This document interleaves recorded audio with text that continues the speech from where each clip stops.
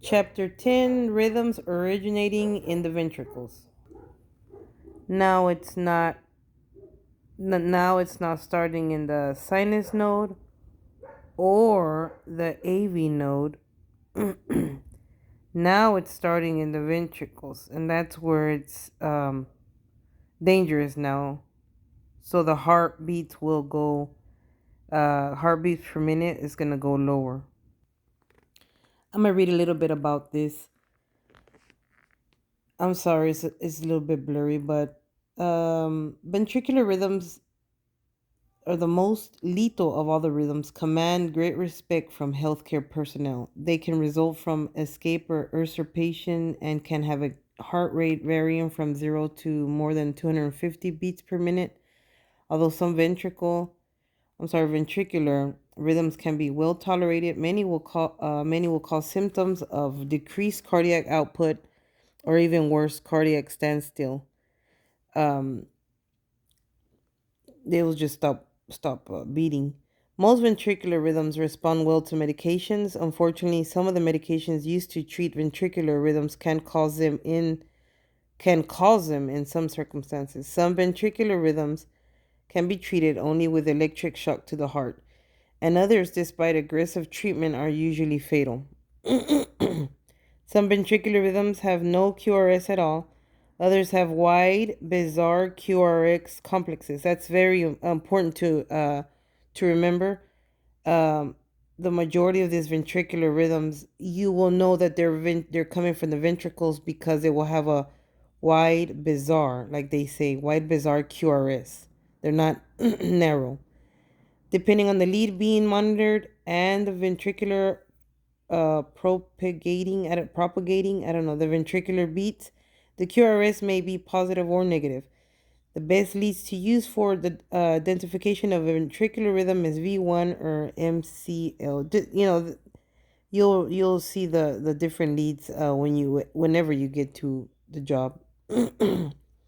With these leads, it's possible to tell from which ventricle the rhythm's beats originated. It doesn't really matter as long as you know it's ventricular. You need to report or pay close attention to those critical patients.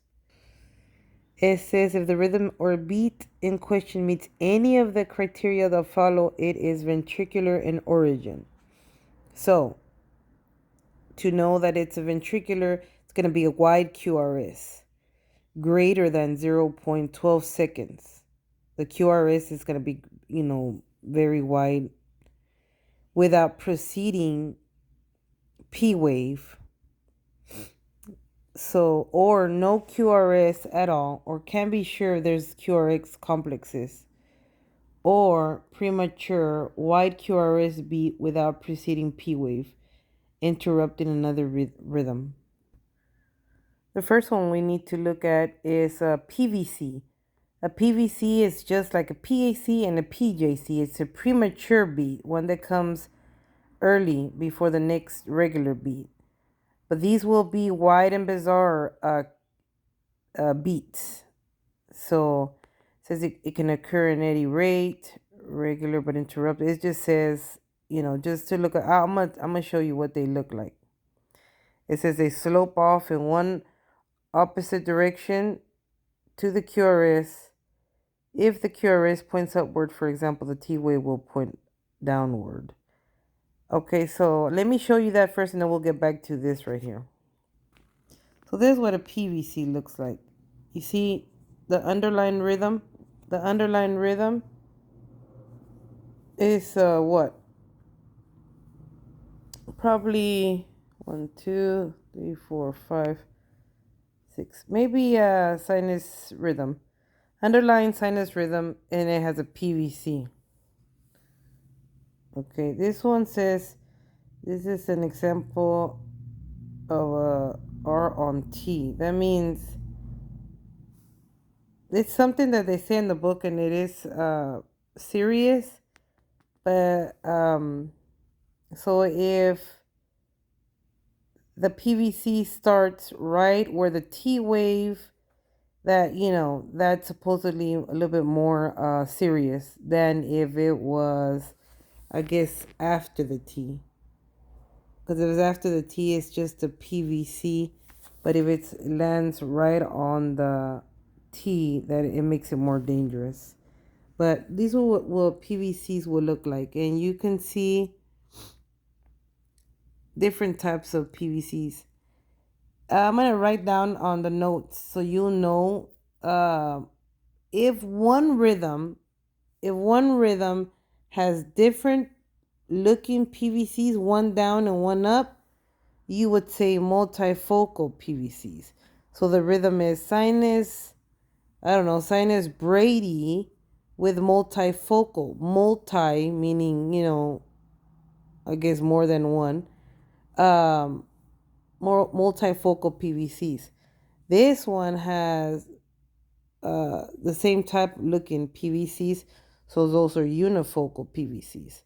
Most of the time, if they're the same type of PVCs, I think I would say something like frequent PVCs or just whatever sinus rhythm with PVCs. Sometimes it's good to let them know how often they're you don't have to say unifocal. You can say, or you don't have to, but say how often are they having them. For multifocal, I think you should mention that if you're gonna say sinus Brady with multifocal PVCs, and you can also mention how often. So it says here, occasional PVCs are of no concern. Occasional are of no concerns.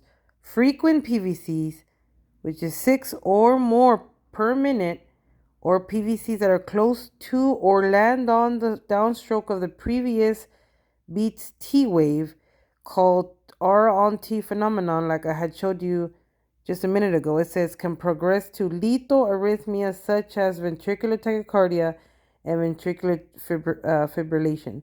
So it can lead to worse rhythms if you don't report if you don't report them and the nurses get to the patients on time with medication to treat that, it can only get worse. So if you see frequent PVCs, it's something important to look for. It says multifocal PVCs, those with different shapes, are also cause for concern since they mean that there are multiple irritable areas. So, like I said, multifocal, just let them know. Occasional PVCs don't require treatment. They can occur in normal, healthy individuals. Still report. Two consecutive PVCs are called couplet.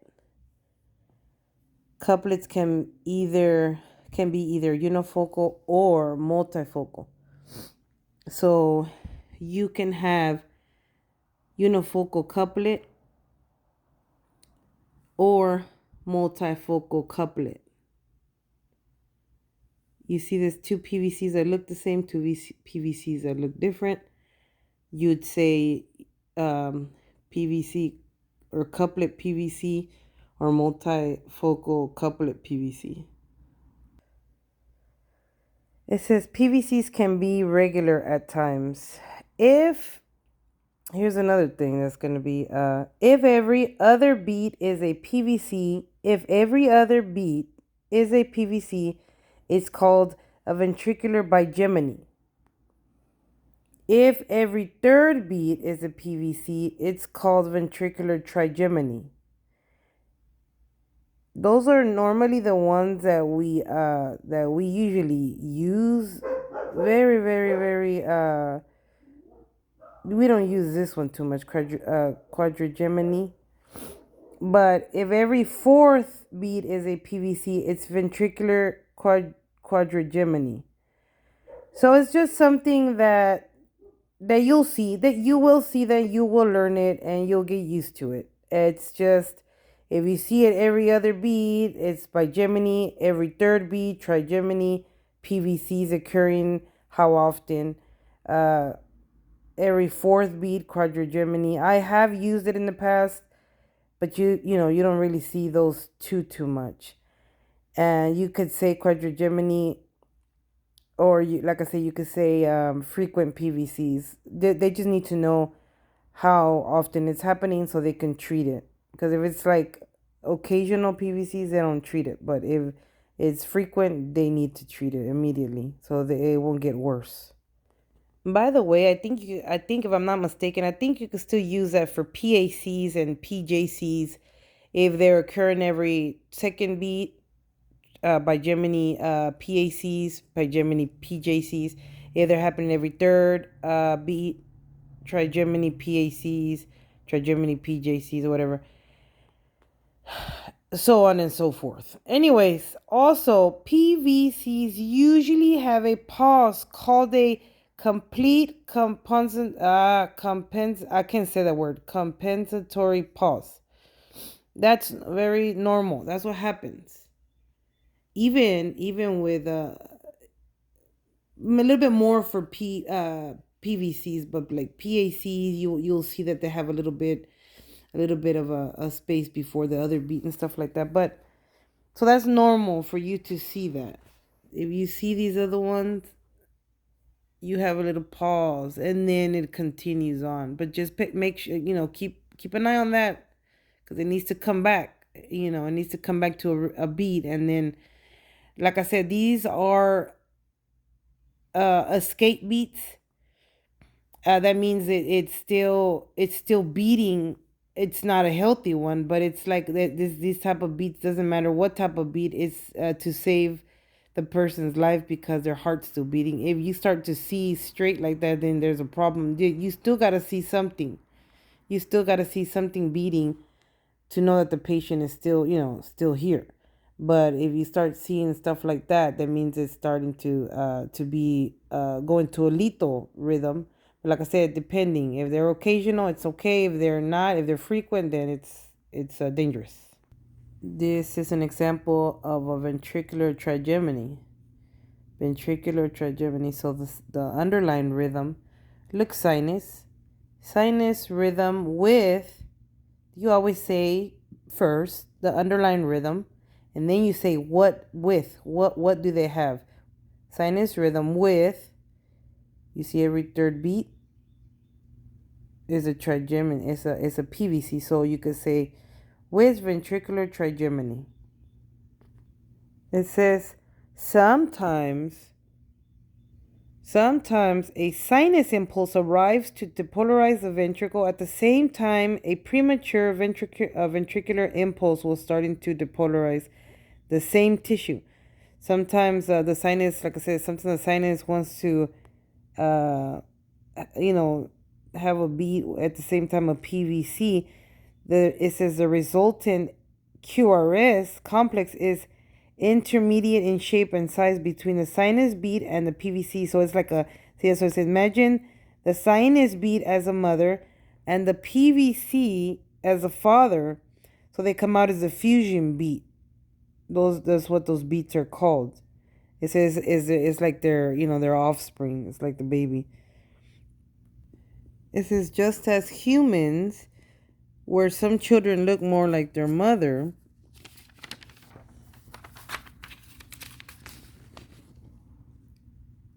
others resemble their father. Some fusion beats will look more like sinus beat, just a little wider and or taller or deeper, and others will look more like the PVC.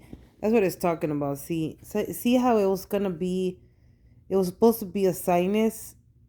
It was going to be a sinus, but at the same time, a PVC wanted to go in there. So if it's right and where their expected beat would have been, but it's a PVC, that's what they're saying. It's a fusion beat.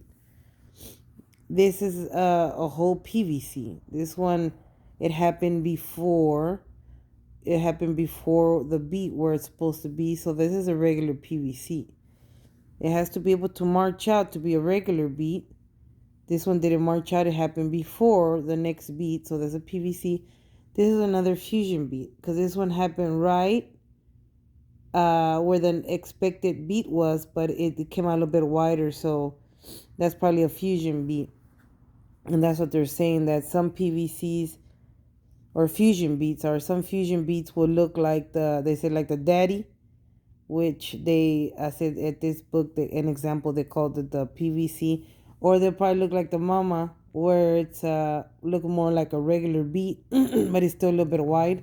But they call them those fusion beats.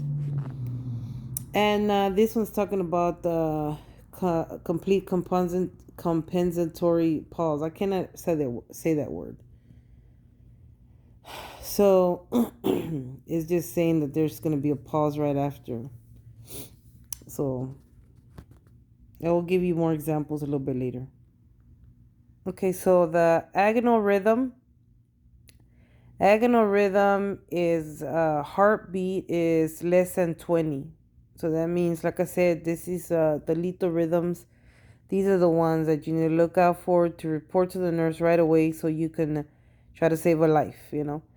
And it says, although an occasional beat might come in at a slightly higher rate, okay, regular, it will be irregular because their beats are so low per minute that you don't really know when the next beat is gonna happen. So it's the they call it a dying heart. So agonal rhythm is what that rhythm is called.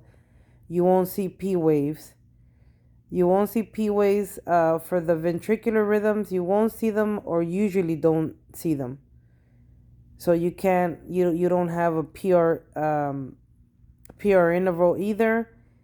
QRS intervals, they're greater than 0.12 seconds. The QRS are always wide and bizarre. They should always be wide and bizarre. Idioventricular rhythm, they usually just call it IVR. Idioventricular rhythm is beats from 20 to 40 beats per minute. You see, I'll show you right now because this one is an agonal rhythm. This one that you're looking at right now is an agonal. But I'll show you right now what an idioventricular rhythm looks like. The rhythm is regular for the most part. You could kind of still see something marching out there. P waves none. PR is not applicable because you can't. There's no P wave. QRS interval greater than 0.12 seconds. QRS wide and bizarre. T wave should slope off in the opposite direction to the QRS. It's an idioventricular rhythm. 1, 2, 3, 4. You see that? No P waves. It's just wide and bizarre. It's still regular. The rhythm is still regularly marching out. Accelerated idioventricular rhythm, AIVR. The good thing is you usually be able to abbreviate these rhythm names.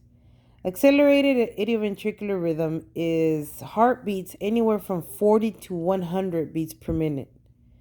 Usually regular rhythm, but can be a little irregular at times. P waves usually not seen. In intervals, no PR interval. QRS greater than 0.12 seconds. QRS wide and bizarre. T wave slopes off in the opposite direction to the QRS. So you see that? I'm sorry. This one is accelerated idioventricular rhythm. You can still see marching out, but no P wave, and QRS is wide and bizarre. Okay.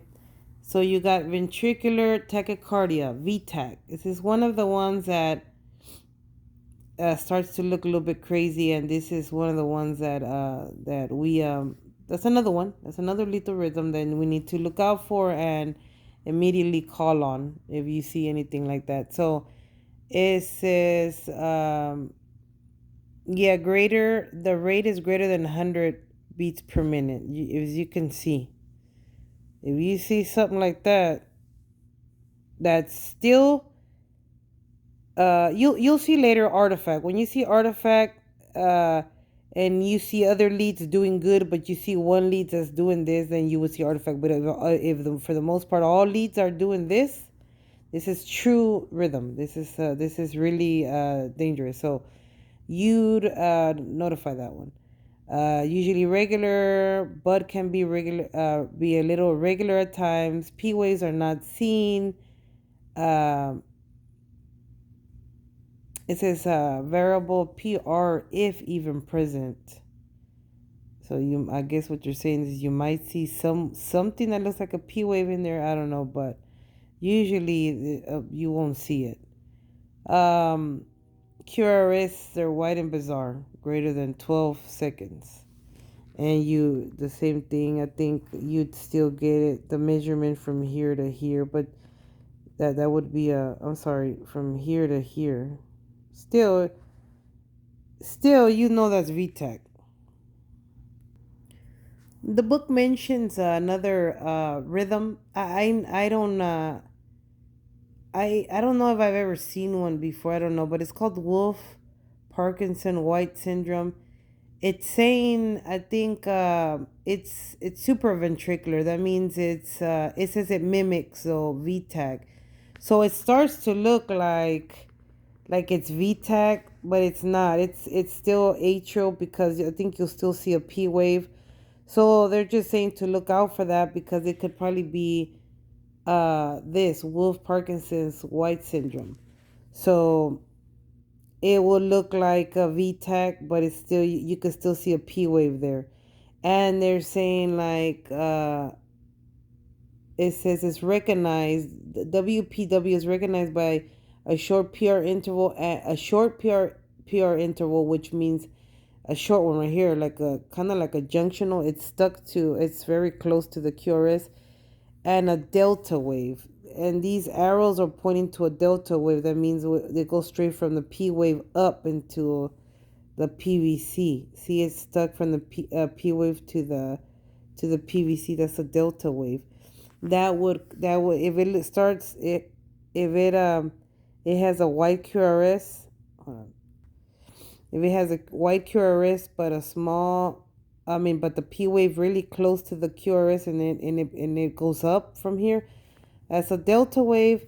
But this type of rhythm would be Wolf Parkinson or just WPW. It's just something to keep in mind because I don't remember if I've seen these too much, but still, it's important for you to know that. Torsades de Point. I don't know if I'm saying that right. It's pronounced Torsade de Point, I guess. There's another one. It says is a French term meaning twisting of the points. It's a form polymorphic or multiple shaped. Ventricular tachycardia is recognized primarily by its classic shape. It's whatever that word is around an axis. I don't know. I'm gonna show you what it looks like. So, um,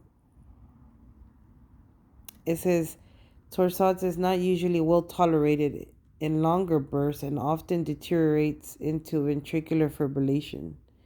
So another lethal one.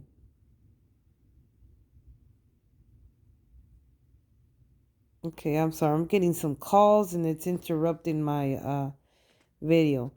So greater than 200 beats per minute may be regular or irregular. P waves are not seen. PR interval not applicable. QRS greater than 0.12 seconds. Often hard to measure. QRS are white and bizarre. The way you know is because it does like they say twisting or whatever, and it's gonna be in and out. Like you see this? It goes like isn't it like a static looking thing or something like that? But that's what torsade points means. It goes big and it goes little and then it goes big and it goes little, but it's like VTech. It's like VTech, but it's like in and small, big and small, big and small, big and small. Well, that's torsades de points. You could say that. VFib, ventricular fibrillation. In ventricular fibrillation, VFib are hundreds of impulses in the ventricle are firing each depolarizing its own little piece of territory. As a result, the ventricular wiggles instead of contracts. The heart's electrical system is in chaos and the resultant rhythm looks like static. Rate, you don't, there's no weight, cannot be counted. Okay, you could see down here what it looks like. It just looks like static. And remember, if you think it's artifact, check other leads and call the nurse to see if the patient if it is okay. Always check the patient, they said. But if you see this and all leads, if you see other leads and they're doing the same thing, it's probably VFib. And this is another lethal one. Rate cannot be counted. Regularity, none can be detectable. P waves, none. You can't get the PR interval. QRS intervals, no QRS intervals. There's nothing. This is a VFib, ventricular fibrillation. Asystole is a flat line in the EKG. Everyone's heart's pacemaker, every one of the heart's pacemakers has failed. That means there's no saving anymore. So sinus node failed, AV junction failed, and then the ventricles failed to help this patient out. So that means the heart has already gave out. That means this is most likely the patient has passed. So nothing. You don't get anything. You don't get heart rates, heartbeats, of course. You don't get, there's no regularity in the rhythm. P waves, none. Nothing. You just get a flat line. So that's a systole. Um, it says there is another kind of asystole in which there is no Q, and I think I have seen that before in the past. It says there are no Q wave complexes, but there are still P waves. This is called P wave asystole or ventricular standstill. I know the book says they standstill or ventricular systole. It's saying you will see. I don't think there's a picture of it. Let me see. Yeah. So there it is. And I've seen that before in the past where you still have P waves going across. So it's, if you see P waves, it's P wave asystole. If you don't see P waves, it's just asystole. Asystole. And if you think, like in the artifact, when they talked about it, it says when it's artifact, it's just usually just straight, nicely straight. But when it's real, you still see a little bit movement in there. See, you'll still see a little movement. That's how you know it's real. Now this one's talking about pacemaker rhythm. The way that you know that they have pacemakers in the heart is that you see little lines. You see little lines. You see one or two before the QRS. One or two before the Q. Sometimes it's between the QRS and it's all, as long as you report that to them, because I don't know if it needs to be adjusted. I don't know what needs to happen at that point. I don't know. But you just report to them if the lines are not where they need to be. They need to be beating or, I guess going off or whatever they do exactly. I don't know. But they need to be right before the PVC or right before the P wave or before each one. It says, let me see if I can read that. Pacemakers are electronic devices that can be implanted into or attached to the patient to send out an electrical impulse to cause a heart to depolarize. Pacemakers are used when the heart is temporarily or permanently unable to generate or transmit its own impulses, or when it does so too slowly. Hold on. Or when it does so too slowly to provide reasonable cardiac output. They can be used to pace the atria, the ventricles, or both. When the pacemaker sends out its signal, a ventricular spike is recorded on the EKG paper. Ventricular pacing provides a spike followed by a white QRS. Atrial pacing has a spike followed by a P wave. Dual chamber pacing, both atrium and ventricles, has a spike before both the P wave and the QRS. So Like I said, you'll have atrial pacing or ventricle pacing or both, but dual pacing. That's what that is. And let's see. Something important to know that a lot of times that you'll see sometimes you'll see regular beats that you'll still see the little sticks and you see regular beats, but sometimes you just see these big QRSs. Always just know what they've been running, because sometimes the pacemakers, it's normal for them to be, sending out big ones throughout the whole rhythm just like that.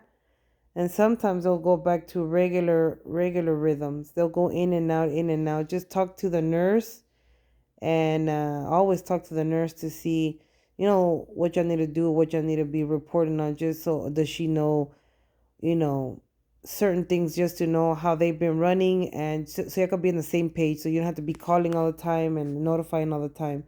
Just and usually what happens is the first shift will give second shift report, second shift will give first report. So if you're working at a hospital, the patients are there a few days, maybe even a week or two, whatever the length of time is, and you're usually watching the same patients throughout the day. So you always pass each other reports, and you just make sure that they're all running the same thing, the same rhythms. So the first rhythm I have is agonal rhythm. Second rhythm, we're not even gonna do the QRS complexes, irregularity, or nothing like that. You just kind of see it, and you have an idea what it is, because um, they don't have a lot of, you can't really measure anything too much right now. Torsades de point, that's what I have for that one.